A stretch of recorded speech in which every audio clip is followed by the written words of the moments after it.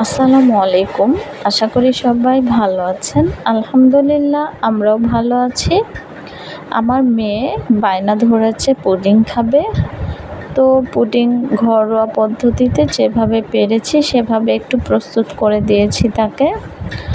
এটি হচ্ছে ডাব কিনেছিলাম, খুব একটি শক্ত শাঁস না, অনেক সফট এবং নরম শাঁস, একদম পারফেক্ট যেটি লাগে আর কি পুডিং বানানোর জন্যে।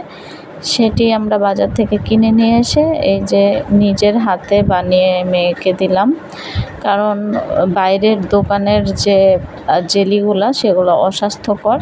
তো জেলির পরিবর্তে আসলে সে বায়না ধরেছে জেলি খাওয়া অ্যাভয়েড করবে, সে আর জেলি খেতে চাইবে না, এই পুডিং খাবে।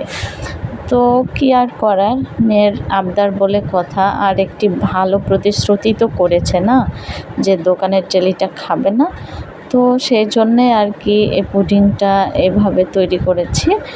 আলহামদুলিল্লাহ অনেক টেস্টি হয়েছিল খেতে, অনেক সুস্বাদু মজাদার, ওরও খুব পছন্দ হয়েছে। তো যাই হোক, বাইরের খাবারটা অ্যাভয়েড করব এবং ঘরোয়া পদ্ধতি যদি বাচ্চারা খেতে চায় সেগুলো আমরা যারা মায়েরা আছি সবাই সেগুলো বেশি বেশি করে তাদের জন্য বানিয়ে খাওয়াবো। ভালো থাকবেন, আল্লাহ হাফেজ।